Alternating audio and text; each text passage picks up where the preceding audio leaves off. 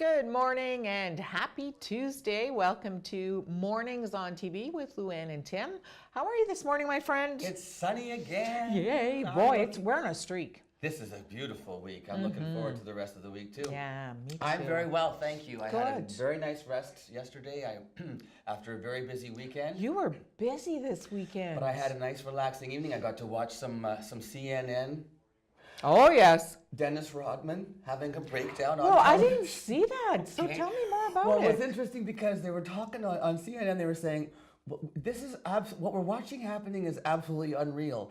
That the president of the United States and the dictator from North Korea are having this incredible meeting, and the person who knows more about these two men and their mindsets, no one knows more than Dennis Rodman. And then they showed a clip of Dennis Rodman talking, bawling his eyes out. And he's there, I right? knew that he's there. He got off the plane before Trump did. He arrived before Trump's group, the U.S. delegation arrived. Dennis Rodman got there first, and he's crying on TV saying, I always knew that North Korea was good and no one believed me, and I tried to tell it Obama wouldn't pay attention to me. And I got death threats and I couldn't go home. And he's He was sad, crying. really? Oh my gosh. He's so emotional about North Korea, apparently. Yes, and Kim Jong-un seems to just really be fascinated by North American culture. I mean, Yes. I find it interesting that Dennis Rodman was on The Celebrity Apprentice, and Donald Trump it was his show, and so here are these two guys, and they're the two that Kim Jong-un has been looking forward to meeting, and Yeah. And there he is, right right there in the on his middle of it all. doorstep. Yeah, so maybe he'll become an ambassador. Yes, that would be wonderful, wouldn't it? I would be so secure in the knowledge that Yes. he would be ambassador for the United Crazy States. things going on in this world. Oh my goodness. We had some local news too last night. City Oh, Council was pretty interesting. Certainly, yes.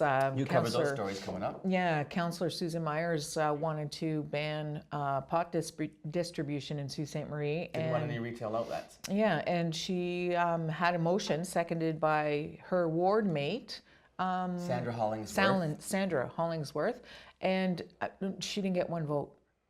Even Not Sandra didn't support it after all. And I happened to speak to Sandra yesterday afternoon, and Sandra made it it was a great conversation. And Sandra's a nurse by profession, and so her approach was the concern about the health of the community and Sure. about youth. And she had, I mean, as everybody, you always have valid arguments on both sides. She was very concerned about the safety of rolling this out.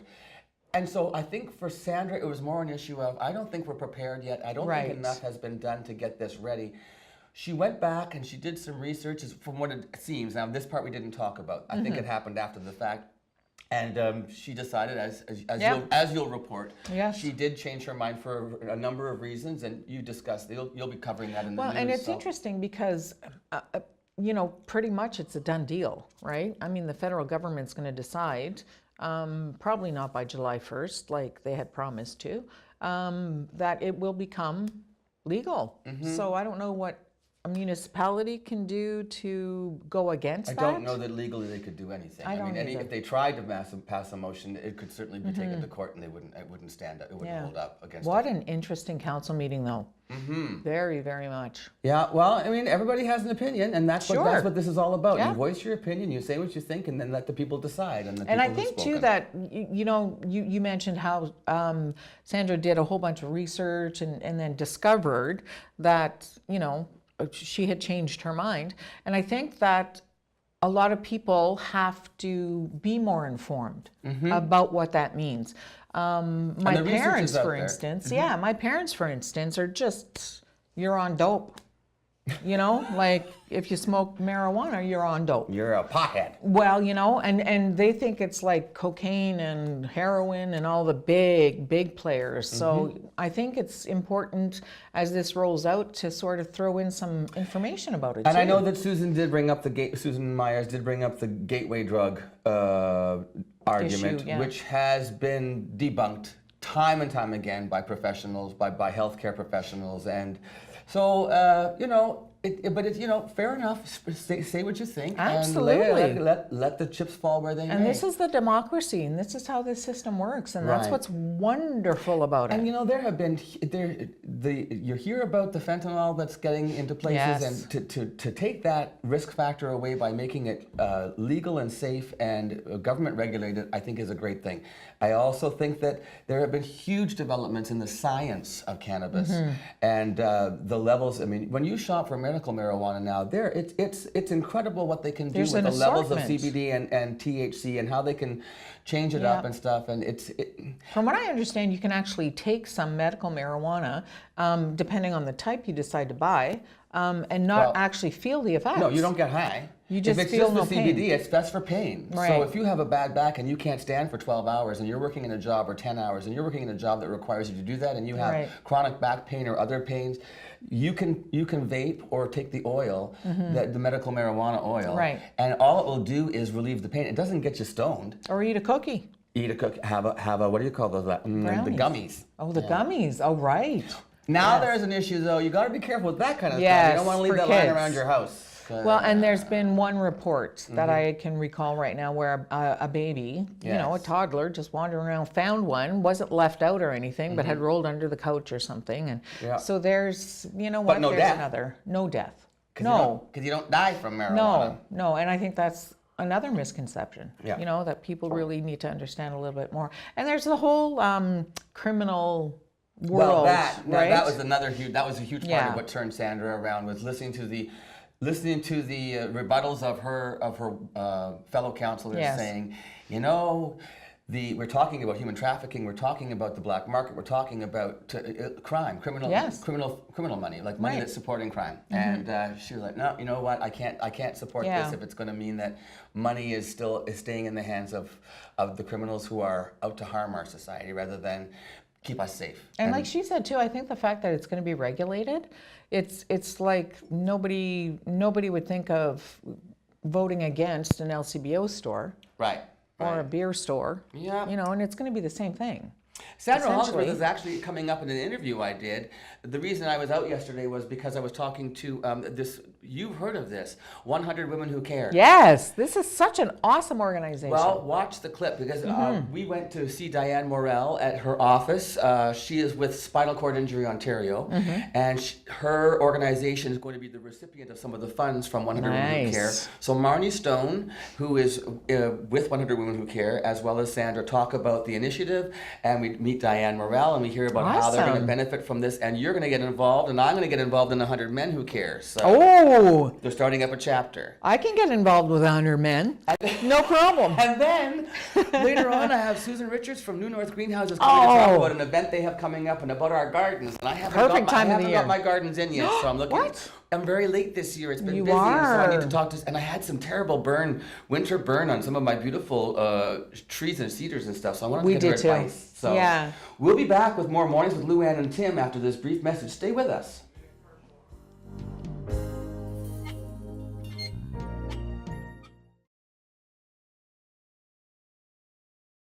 Well, welcome back to Mornings with Luann and Tim, and actually this is Afternoons with the Ladies. I am here with my friends Diane Morrell and Marnie Stone and Sandra Hollingsworth. Thanks for joining. Well, I've joined you, haven't I? So what we're talking about right now is 100 Women Who Care. Now, who started this? Sandra, did you start this locally? Marnie, did you? Sandra, you did? I did, yes, with the help of Marnie. And long story short, I moved back to Sault Ste. Marie. When I was living in Toronto, I ran a foundation, a charity, and I understood the difficulty is to run and to raise money for the shoestring, small, teeny-weeny grassroots charities. And so I said, when I moved back to Sault Ste. Marie, I want to do something for the community. And basically, I read an article in a newspaper, and it described very well 100 Women Who Care, which originally started down in Michigan. Okay. And so I thought, why not try it? So who can I reach out to help me launch this idea? Was Marnie. With her wonderful personality, her great network, and her great ideas, I knew that we can make this happen. So Marnie and I started working on the initiative and reached out to a few other ladies, including Kathy Chinook, Gabby Fogg, and I'm also happy to say Tracy Fife, and also Pat McGrath. All were wonderful ladies to help us, and Rosetta. Sicoli? Correct. Aw. So our first initial team, our executive team, got together. We did some great brainstorming and started with one particular charity, which was the autism for Sault Ste. Marie, and that was our initial charity that we raised money for. Right, Marnie? Yeah. So, Marnie, how long have you been involved? I mean, when did this all start? Sandra was saying she made this decision and she reached out to you. How long ago was that? We're just coming up on our 2nd anniversary, so we're going to have our 8th event. It will be next Tuesday at the Marconi, and it's just been fabulous. It's just been growing. Every event, our numbers are growing, and it's so wonderful to see the women of Sault Ste. Marie, how generous they are, and how much good that we can do for local grassroots charities in Sault Ste. Marie. Now, let's talk a little bit about the concept behind 100 Women Who Care, because I hadn't heard of it until Luann told me about it. As soon as you sent us a note, and then I said, oh, what's this? Sandra Hollingsworth, 100 Women Who Care, and Luann said, oh my gosh, that's an amazing thing. I want to get involved, find out more. So do you want to talk to that about the concept behind it? Love to. Basically, the bottom line is you just bring 100 women together for 1 hour, and everyone pledges $100, or you can start a team of 4 people where each person on the team pledges $25. Oh. And in 1 hour, 100 times 100 people are $10,000. It's simple, it's easy. But I'm happy to say that we are beyond 100 members. We're up to about 178 members. So on average now, we've been fortunate to raise about $15,000, $17,000 in about 1 hour. And money does come in after our event is over with. So for example, if I can just focus on Diane, Let's focus on Diane. she represents also the skiability. We had them as a charity a bit ago, and I think we raised $17,700. Is that correct? So tell me about that charity then. They're the adaptive downhill skiing program and the adaptive water skiing program for the city of Sault Ste. Marie. So people with mobility issues can still experience downhill skiing and water skiing. Absolutely. Any kind of disability that might impact your conventional way of enjoying skiing, downhill and water, this is the program for them. If correct me if I'm wrong, but do I recall seeing you at GrowCap last year and you were trying out the lift into the kayak or the canoe or whatever? Yeah. There's all kinds of different adaptive sports going on in the city. Lots of different things are really coming to the forefront now. That I was amazed with that, with what they have out at GrowCap at the marina. That it's basically a dock and it assists people with mobility issues to be lifted from into whatever boat or vessel that you want to get into, whether it's a boat or a kayak so it worked so well, didn't it? It works beautiful. It really enables ability to get into the kayaks. Now, have you actually water skied or downhill skied, Diane? I have. I do both. Do you? Yes. Yeah. And it must be a blast. I mean, just to feel that, that rush, right? Oh, the freedom and the sense of accomplishment is more incredible than you can even imagine. We're sitting in your office right now. Perhaps we should actually introduce who you really are in this community, Diane. Do you want to explain your position here? Sure. So I work for Spinal Cord Injury Ontario in the Sault Ste. Marie Regional Office, and we've been here for 10 years, but the organization that I work for has been around since the Second World War. Veterans coming back from the war with spinal cord injuries work together to support each other to be independent in the community and to have a quality of life despite having a spinal cord injury. And so that's what we still do today across Ontario. So the skiing, the downhill skiing and the water skiing, that has been a previous recipient of funds from 100 Women Who Care. And is there something else coming up that involves spinal cord injury where Diane is going to be happy to be involved with 100 Women Who Care? Yes, actually a week next Tuesday on June the 19th, we have our next event. And the money is going towards, as Diane said, the spinal cord injury. So we're very excited to support them. And if I may say, the other past charities that we have supported has been Pauline's Place. It's also been the Soup Kitchen. It's been Women in Crisis. Also autism. And Marnie? There's Marnie, add to the list. If you can recall. Trying to remember, there was the skiability. Skiability. And Pauline's Place, Women in Crisis, Soup Kitchen, Algoma Autism. and Breaking Away. Breaking Away, that's right, Breaking Away. Thanks, Diane. Yes, thanks, Diane. At least someone has their wits about them today. No. We had a long weekend. Marnie and I were laughing our heads off at WTF all weekend, so we're still recovering.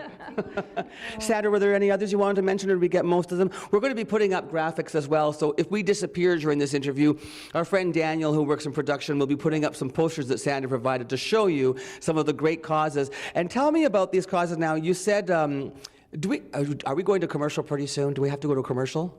No, we're okay right now? Oh, we got to keep on talking. Thank you, Michael, behind the camera. You were talking about the fact that there are, of course, super worthy organizations that do fundraising as well, but some of those places are larger organizations that have actual teams in place. Can you talk a little bit to that, Sandra? Sure, I'd like to. Once again, I just want to emphasize that we're looking for Sault Ste. Marie community grassroots charity and not-for-profit. And the best way to describe it is truly shoestring budgets. And we also want to emphasize that it's a group that has really no staff. And for example, Diane, how many staff members do you have? In the Sault Ste. Marie office, you're looking at her, and she's part-time. Okay. And Wow. how many hats do you wear? I wear many, many hats, a lot for accessibility, and really most of them having to do with people with disabilities in the community. So I volunteer in many, many different places, trying to work hard to improve the lives, the quality of life for people with disabilities here. I know I've worked, when I worked for Algoma Public Health and the different other charitable organizations and events, I've seen you. You're everywhere. Yeah. I'm busy. Like most people that are busy, the busy people get busier and busier. Right. So. Get things done. And they get things done. No, so we're going to take a quick break, and when we come back, though, I want to talk about how people can find out more, get involved, where they show up, how they show up, and just discuss a little bit also about how this is a wonderful thing for people who have a social conscience but maybe don't have as much time as they would like to dedicate to a charity, and this is a way that they can actually give back, still feel good about themselves, and be involved, and use the resources that they do have, which is cash. So stay with us. We'll be back mornings with Luann and Tim and my friends Marnie and Sandra and Diane right after this brief message. See you in 60 seconds.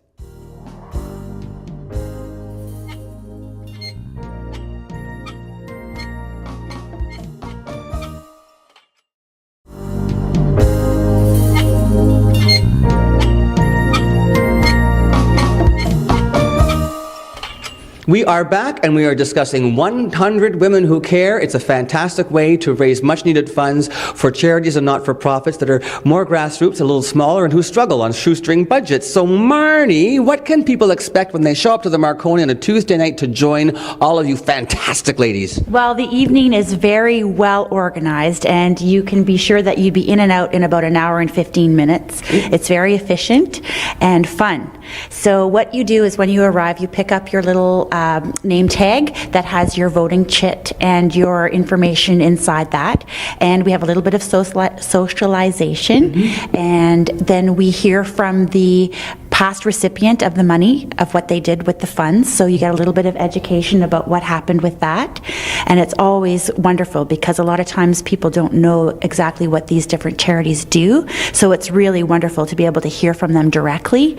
And then we maybe have a slice of pizza or some pop or iced tea, and then we vote on the next charity who you would like to see be the recipient of the funds, and then we draw 3 finalists from the basket of votes. So 3 semifinalists are drawn, and then you have a little voting chit that you put in either one of the 3 semifinalists of who you would like to see win the money, and that is how the recipient is determined. So then we draw that name, we have a total of the money raised, that's all being tallied while we're voting, and then we announce the winner, and you're off you go. You're done. So And you were saying it's also, not only is it a great way to raise money, but it's also fun, and it's a social event, and some women are using this as a chance to reunite and get together the 4 times a year. They make dinner plans for after the meeting, which is fantastic. And I really like the idea of if $100 isn't within your budget, that you can put a team of 4 together, $25 each, and you're still making that impact. Diane, let's address how the money is spent in our communities, for instance, with spinal cord injury. The funds for this fundraiser are going to be used for our Enhancing Independence Fund. So that's an equipment fund for people who have a mobility disability. A lot of equipment isn't covered, or it's not 100% covered by programming or benefits. So for those people that have financial hardship, there's this fund available to be able to help cover the shortfall for those funds. And for example, that would be, say, 25% of the cost of a wheelchair. If you're in a low cost or a low income situation, but you don't have any additional benefits, that amount could be anywhere between $500 and $5,000 for the 25% of a wheelchair. And that's just one example. How much would your chair cost? My wheelchair, a manual wheelchair, it's titanium, it cost about $10,000. Wow. Yeah. Wow. So my 25% is $2,500.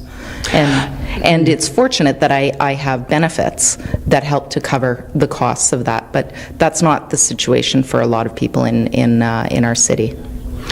All right. I wondered, because my mother has a walker, and that alone was, I couldn't believe the expense of a walker. So this $10,000. Marnie, there are gentlemen in the community who are trying to help out as well, and they're forming a group. Tell me about that. yes, they have formed a group, the 100 Guys Who Care, SSM.com. You can check out their website. And they have basically just mirrored what the ladies have started. They'll be the first to admit they're just trying to do the same thing we're doing. And it's a fantastic group of guys, and they also have the same mandate to provide funds to local grassroots charities that are really in need. So if you have any interest, you can check out their website, and they meet next, I think, in October. So they're also 4 times a year as well. So. And Marnie, how do people out there, if they want to become involved in 100 Women Who Care, where do they go? They can go to our website, 100 Women Who Care, SSM.com, and all of the information about how you can join and when all of our meetings are taking place are all on the website. It's a very beautiful website, and it tells you exactly what you need to know.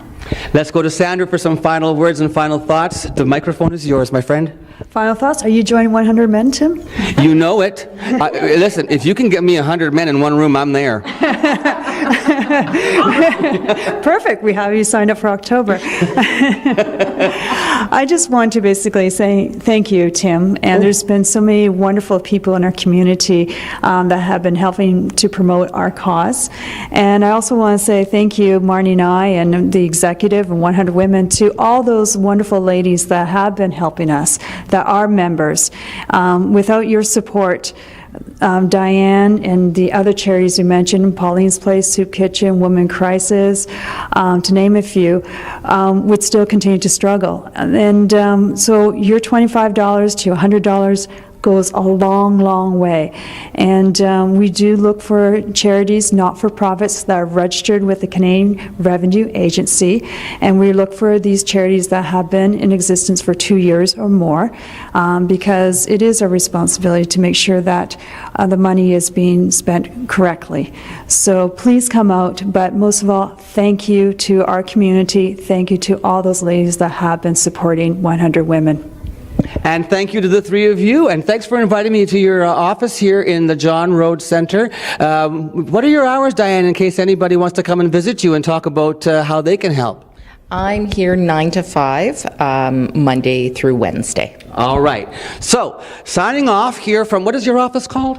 Mine is Spinal Cord Injury Ontario. Spinal Cord Injury Ontario. And can you show the mic? Can you get the back of the shirt? Here we go. So this is our logo, so 100 Women. See you next Tuesday on June 19th, and we look forward to it at the Marconi Hall, 5:30 registration, 6 o'clock the meeting starts. Come out and help us. Thank you. And stay with us. We'll be back with more Mornings in Luann with Tim right after this.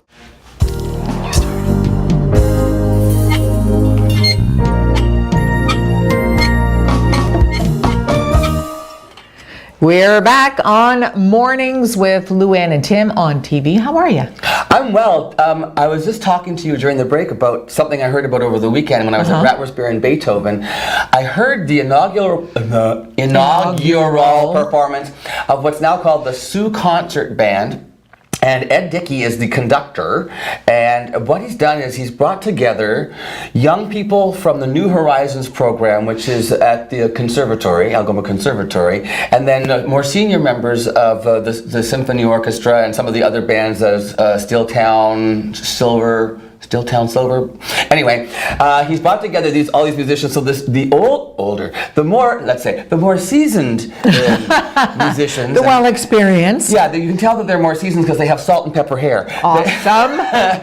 They are playing with the younger players to sort of teach them about the how to rehearse properly and how to just the Isn't whole. that awesome? It really is. But I heard them play their inaugural performance incredible. I happened to have gone across, they were rehearsing, so I had gone across to the mall to get Tim Hortons, and I was on my way back, and I'm walking through the parking lot of the station mall, and I could hear this music coming from the tent, and I'm thinking, oh, well, that George Ravelish must be playing something in the meantime to draw the crowd in before the show starts. And then I arrived and realized it was our local volunteer musicians from this new Sioux Concert Band. That's awesome. So they're performing tonight again. And if you are looking for some great music at like $2, it's only What? $2 to get in, plus bring a can of canned food item for the soup kitchen. That's all they're asking for. $2. Bring a toonie and a canned food to donate to the soup kitchen, awesome. and you will get an evening. It's everything, Lou. It's classical, it's jazz, it's pop, it's movie themes. They did a rendition of Bohemian Rhapsody by Queen. Oh my! That was a blast. Really? Yeah, so anyway, it's at Cora Collegiate High School this evening, Cora Collegiate and Vocational School, at 7:30 start time. And if you're a music lover and you happen to have some time on your hands tonight and you want to support these fantastic musicians, and especially the younger musicians from the New Horizons program, head on down to Cora for 7:30 And for tonight. $2, you can bring the whole family. And with it's you. absolutely, Right? and it's a great cause too, to raise for the food for the soup kitchen. So, That's so awesome. yeah, a nice way to spend the evening. Yes, and lovely music always. It's interesting to see there's a little bit of development now with music and the symphony and that sort of brand. The symphony program this year is great. They're doing the first concert is called Mozart and Friends. Now I didn't know that Mozart had any friends, but apparently he was very popular, and so they ran. I don't know if I told you this, but at the end of the concert, by near 5:30, 6 o'clock-ish, they ran out of beer at Bratwurst Beer in Beethoven, and I took to the stage and I said, I would rather they had run out of Beethoven. But but that's a good sign because people were having a good time. Right. But anyway, so Mozart and Friends is the first concert, but there's two concerts coming up for the symphony season that I really want to check out. One of them is the Christmas concert. Oh. It's going to be at the Theater Center. I think it's December 15th, but you can check that on their website, on the Sioux Symphony's website. And it's going to be the symphony playing Christmas music, but with guest choirs. Oh, So what a symphony with idea. choirs performing for Christmas time. Nothing that'll gets be me more in the mood for inspirational. Christmas Yeah. than hearing beautiful Christmas music and Christmas Absolutely. songs. So that's one. The other one, talk to Jim. Valentine's at the Water Tower Inn, and you get dinner and concert from the symphony for Valentine's. Really? Yes, so romantic music and a dinner. You can opt out of the dinner if you want, but if I were somebody, I would say, yeah, I want the dinner too. Yeah, I'm feed gonna say, me. yeah. It's Valentine's Day. It's the least you can do. And it's at the Water Tower, so if you really wanted to be nice, you could, book your loved one a little, maybe a suite. Oh. Have a little hot tub Have a little hot tub, outside. or get one of the rooms with the fireplace. Yes. Enjoy the music and a meal, and then have a romantic rendezvous. A rendezvous for And you. have Jimmy Hilsinger show up, and with the cocktails and serve you in your room. Okay. Is that part of it? No, you don't have to do that. I was just making that up. Do I have to? What? How much do I have to pay for that? You have Susan coming up. Susan Richards, so Yay. from New North Greenhouses. Now they have an event coming up. It's local artisans with their wares on display, and it's everything. It's not just floral stuff. It's jewelry and all kinds of arts and crafts. And then they have repurposed things for lawn furniture, for garden furniture. Awesome. Yeah. So she's going to tell me about that. But also, I want to get some gardening tips for this time of the year. What should I be doing? How can I keep my gardens healthy? I haven't even put my flowers in yet. Actually, I'm really behind. Oh my. And as I mentioned to you, I want to talk about some winter burn. It's hurt my feelings. Yes. Yeah. And it's not he didn't get burned. His No, stuff got my burned. stuff The got cedars. burned. Yeah, His my cedars. cedars got hurt. Ours did too. There's one side of one. Oh, that's you can't. Like it's my, so brown. My black cedars are just destroyed. Black cedars? That's what they're called, aren't they? Black. Yes. Black- There's I've I have never white seen. cedars and black cedars. White cedars I think are more full, and black cedars are more up and down. Well, look, Susan you- says I'm wrong. So, this is why she's Thank here goodness to she's straighten me here. out and tell me Yes. that I don't know black from white. We already knew that. At least I'm not racist when it comes to trees. I'm colorblind. Colorblind. Yes. So that is coming up next on TV Mornings with Luann and Tim. So stick around.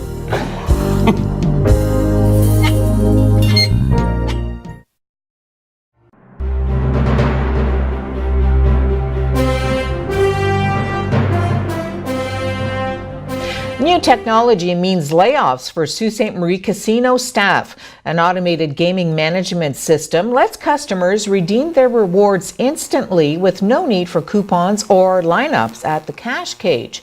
A news release from Gateway Casino says updated security and surveillance systems, accounting software, and at some sites reduced hours of operation have all led to the job losses. While there are no specific numbers of layoffs yet, Gateway has had to reduce staff at several locations. The majority of the proposed staff reductions are being made through a voluntary exit incentive program, staff reassignments, and the remainder through layoff. The Gateway News release also says that staff that are laid off will be able to apply for work at newly constructed casinos in Chatham, London, Sudbury, North Bay, and Kenora as they're completed over the next 2 years.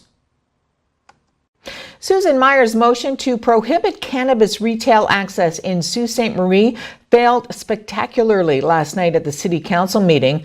Myers asked Municipal Council to consider a motion that would see the municipality of Sault Ste. Marie engage in prohibition of the soon-to-be legalized product. Not a single councillor voted in favor of the motion, including the seconder, Susan Hollingsworth. Hollingsworth said that she's researched the issue now and is concerned that a prohibition would pose an even bigger challenge to a criminal justice system already stretched beyond its limit. Hollingsworth added that money from the illegal drug trade posed a substantial risk to communities because organized crimes like human trafficking and harder drugs are already here. While she supports the medical use of marijuana, Hollingsworth does have concerns about its recreational use. Councillor Shoemaker said the current state of affairs leaves cannabis buyers unaware of its source. 68% of youth under the age of 18 have tried marijuana. Regulation will ensure that minors are not allowed to purchase cannabis. Councillor Christian added, there's an entire industry blossoming before us. Statistics show that Canadians want to purchase cannabis in a legal and regulated way. City CAO Al Horsman says that the city expects to have its first retail cannabis outlet sometime this summer. Conservative MP Peter Kent says Justin Trudeau is striking the right tone amid a trade war with the United States. American President Donald Trump went on a Twitter tirade against the Prime Minister after leaving the G7 summit. That's what the Prime Minister said at his news conference at the end of the G7. I think the logic and the message that he sent was absolutely the right tone. We have been critical of as I said, with regards to the strong message that was sent that steel and aluminum tariffs were going to be imposed, that there was no preparation, there was no accommodation made in the budget in anticipation. Sault Ste. Marie OPP want you to know that the detachment parking lot for the general public at 742 Great Northern Road will be under construction starting today until late Thursday afternoon around 4 o'clock. As a result, the OPP want you to know to refrain from attending the detachment for administration purposes like criminal record checks or general inquiries. If you do need administrative assistance, you still can call the detachment. The number is 945-6833. In case of emergency, you can also still call 911.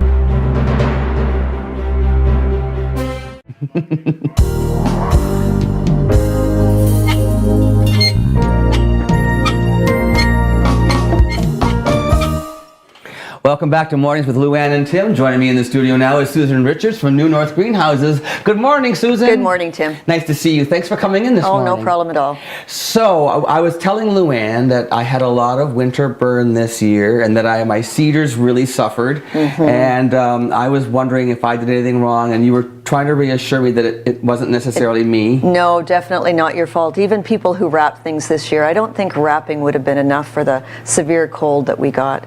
And it was compounded by the fact, if you remember last summer how much rain we had and all the trees and shrubs were so lush and had so much growth on them. And then we had a warm fall and an early snowfall. And I had shrubs in my yard that still had leaves on it when the snow came. Yeah, yes. Yeah. There were a number of That's trees in right. town that kept their leaves almost into December, January. That's because they hadn't got that cold signal, to drop their leaves, to get strong and dormant and toughen up for the winter, because everything was so warm last fall. So those are the ones, some of those are the ones on my property that are the worst old shrubs that are badly damaged. I had to dig, well, I didn't do it, my husband dug out about 4 or 5 shrubs this weekend, and we still have more that we have to take out. Now, what are the chances of the trees that I have that have been damaged that I can trim off the dead stuff and it'll eventually come back? Well, these are mature trees. Yeah, the deciduous stuff, not so bad. You can prune out that, and if there's still some growth in it, it'll eventually fill in. Now, the evergreens, not so much, because when they're crispy and reddish brown or brown or straw colored. Yeah, that's what I was, straw colored. Yeah, dead tissue is dead. Dead. Yeah. So the best you can do is prune out what's dead and then step back and take a look. Okay, is that nice enough to keep? Will the new growth eventually fill in that area? Is it worth it? Or once you've done the pruning and you've got all the dead out and you step back and you look, ooh, that's really ugly. I don't want to look at that for 3 or 4 years to see whether the growth will eventually fill it in. I'm going to replace it. And I think a lot of people are replacing the evergreens. It's not just in Sault Ste. Marie. A cousin of mine drove from Ottawa. She said from Ottawa right through to the Soo, burnt evergreens everywhere. It was just so sunny and cold in January for such a long time. We had a lot of sun and a lot of cold in January. That's right. And that's why a lot of the evergreens are burnt the worst on the south side. Yes. Because that sun and the cold wind, it desiccates, it pulls all the moisture out of the tissue of the evergreens, and they need that moisture to survive. I mentioned to you that my dwarf Alberta spruce did beautifully this year. Now, they've burnt in the past. That's right. This year, they came back, not a burn mark on them. And that's because we had enough snow cover. The dwarf Alberta spruce are hardy here, but if they're up above the snow in the winter, again, that cold desiccates the tissue and that tissue dies. So this year, we had enough snow cover that the low-lying plants, which your dwarf Alberta spruce is pretty short, I would imagine, was covered in snow, and snow is the best insulator. Okay. Yeah. Now, I was saying also some of my other shrubs and bushes, well, I guess flowering shrubs. Is that what a rhododendron would be? Yes, it is. Yes, and the same with my azaleas. Yes. I have more blooms on my azalea this year than I've ever had before. They've come back beautifully this year. Well, because they set buds last year, and we had so much moisture and so much rain, and then we had a bit of heat in August. Remember that 1 week that was summer in August? Yes. So all of those plants, the rhododendrons and azaleas, they set bud immediately after flowering. So they would have set bud when it was really good weather, lots of moisture, lots of good growth. So they set lots of buds. I made a mistake 2 years ago with my lilacs. I didn't realize that on the leaves, that's where the buds are, the ends of the leaves, The right? ends of the new growth, not the leaves, but the ends of the branches. Ends of the branches is where the buds come from. That's so you right. can't trim after those are there. And No. 2 years ago I did that and I didn't get any lilac. That's This right. year they all came back again because That's I right. learned my lesson. That's you know right. how I learned my lesson? From reading your columns in Sue This Week. Those Right. are great, those gardening columns. Well, I enjoy writing them, and there's a lot of information. I often take inspiration for the articles from what people ask me. When I constantly get questions about a subject, then I know that I need to get that information out there so people know what's going on. And the lilac issue is one of them, because again, like you say, the new buds for flowering are right on the ends of the branches. So the only time to prune a lilac is immediately after flowering. If you Right. prune it in the fall or in the spring, you're cutting off the And flower that's what buds. I did. I pruned it in the fall that one year, Yeah. duh. Yeah. So now I've actually just cut off the first little blooms that have started to go brown. right. The nice thing about lilacs too is I have 3 different varieties, Yes. and they're all blooming at different times. That's right. So my one purple ones have gone, and now Yeah. the white ones are coming out, and those are the most fragrant. Yeah. And then I have another purple that comes later on. So Yeah. are always coming up at different times. Yeah, there's French hybrid lilacs, which are the first ones to bloom, which are your regular purple that you were talking about. And after they finish, then there's another group of lilacs. The name escapes me. That's Darn, it's okay. gone. But another group of lilacs that bloom later. Later. And then there's the bloomerang lilacs, the little low ones that are a new hybrid Oh. that will bloom right now with a main flush of bloom, and then bloom again in August with a second smaller flush of bloom. And people like those ones too. And my hostas, for some reason, have really come up this fast, though. I have one in my front yard that's got to be this big around. It wasn't like that until late last year. Yeah. So I don't know, maybe there's a lot of moisture or something. Is Well, that what's part of it? it was a dry spring, and I found in my garden, well, I'm on sand though. Okay. So 'Cause you're up at the point, right? Yeah. When it's dry in the spring, my garden's later than normal because plants need warm, moist soil to really flush out.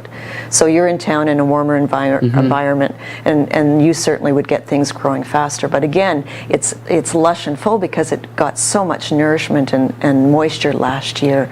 And we're safe now to put out our pots, are we? Because you and I were both saying too busy right now, haven't got haven't it done done any yet. planting. Me neither. I haven't got my flowers up, No. my annuals I haven't done yet. But it's Lots safe, of people have. It's safe now. We're not Well, going to get any more cold weather. This year, I'm not going to say that because I'm personally not going to say that because I don't want somebody coming back to me and saying, You told me I could put up. that's right. I spent $300 I know. on the annuals. Generally, it's the full moon in June, and most gardeners and landscapers wait till that around June 10th, 11th. Usually there's a full moon early in June. This year the full moon's at the end of June. But we normally don't get a frost at the end of June. Right. But I remember one year at the garden center, we had a frost every month. We had a late frost in June.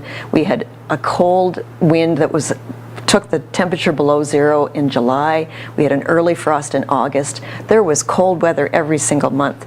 So this year's been so strange. I'm not going to personally guarantee you can plant, but I think everybody's doing it. I think you're pretty safe. All right. Well, Susan, Yeah. we're going to take a quick break. Sure. And then we have something to talk about when we come back, and that is this event that's coming up. Is it this weekend? It's this Saturday, the Garden Arts Festival. Okay. We'll be back to talk more about that Sure. with Susan Richards from New North Greenhouses. Stay with us on Mornings with Lou Ann and Tim. We'll be back in 60 seconds.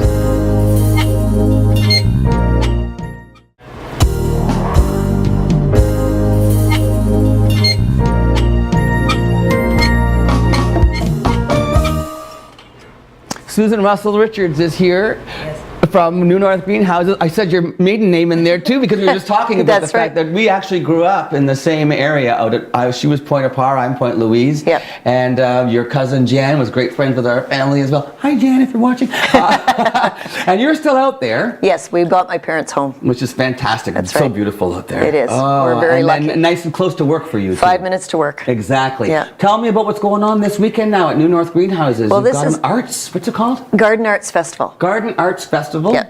Okay. So we started it in 2012, which was our 20th anniversary. So we wanted to have it. What? We're You guys 26 have been out there now. for that long? 26 now.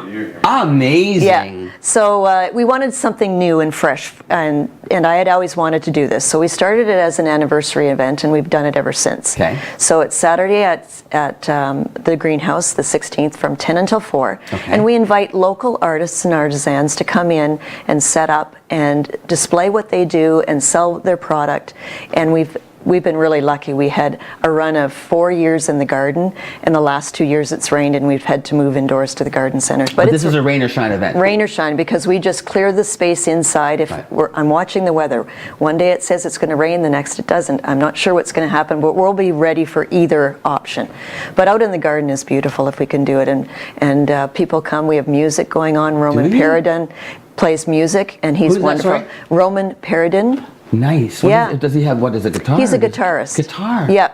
And he's been to most of our events. He did our Hello Spring event in the spring, and it really adds an energy to the event. When he takes a break, everything goes quiet, and you really notice the difference. Yes. But it's a very nice event. Lots of things to see, from jewelry to stained glass. The Potters Guild will be there, so lots of variety of pottery from the different members of the Potters Guild. And we have several new artists this year. We have a woman who does recycled glass garden sculptures. Okay, so that was one I read in your press release. That's right. I thought that sounds really interesting. Yes, that's right. I love when I find things that are, rather than going to the landfill, that are turned into either works of art or repurposed. That's right. I love this idea. That's right. And so we've got a mother-daughter artist team this year. So some new artists. I can't remember. Well, I wrote some names down. Sure, absolutely. Love to hear. Yeah, Kathy and Lindsay Polak, our mother-daughter artist team. And then we have a fabric artist, Jessie Laidley, who's new this year. Fabric artist? That's right. So it would be stitches? Texture. Well, yeah, she does some quilting. She does some wall hangings. Oh. Some things like that. Yeah. And if you wall hangings, if you have any kind of an indoor, indoor-outdoor kind of. That's right. Yeah, beautiful. I have a little screened-in area in the backyard. That's right. And those kinds of things when you're are out of the beautiful weather. decorations. That's out of right. the weather, but still adding that color and That's right. and that texture and warmth. Exactly, texture and warmth. That's right. And then we've got. Ruth Migmore is the recycled glass artist, and she does other things. Tiffany Runge is a stained glass artist, so she does things for in the house, but she also does things for outdoors in the gardens. We had her at Hello Spring this spring, and it was really interesting. Elizabeth Fantham does beautiful cutting boards, and she burns into the cutting boards dragonflies and flowers, and they're just stunning. Wow. Yeah, really, really nice. Yeah, so we've got a wide variety of things for people to see and buy. And the plants. And the plants, yeah, the gardens. We're still selling flowers, of course, lots of trees and shrubs and perennials available to buy, herbs to buy. Yeah, it'll be a... and the way you have that place set up, if you haven't been to New North Greenhouses, just to go and wander around is so beautiful. You've got these ponds going on in the front now, and there's seating areas, and it's love, and it's inspirational. You go and you get ideas. That's exactly what we aim for. We want to be able to inspire you to say, I could do that at my place, or maybe not exactly like that, but that's the inspiration, and I'll take it and adapt it. Your water features are stunning. The ones indoors too are gorgeous, and some of them are so cute and funny. You walk around. I have actually broken out laughing looking at some of the statuary and the ideas you have there. Great gift ideas. Absolutely. And your knowledgeable staff. Absolutely. Any questions? We do our very best, and if we don't know the answer, we'll certainly find it for you, but we try to help everybody. We've got some very, very knowledgeable staff. We have to say goodbye, because otherwise Lou-Anne doesn't get to come back on TV. So I want to thank you very much for coming in this morning. It's really a pleasure to talk to you, Susan. Good, thanks very much, Tim. And I'll be out to see you at New North Greenhouses. Okay, thanks very much. So stay tuned. We'll be back to wrap up with Lou-Anne on Mornings with Lou-Anne and Tim.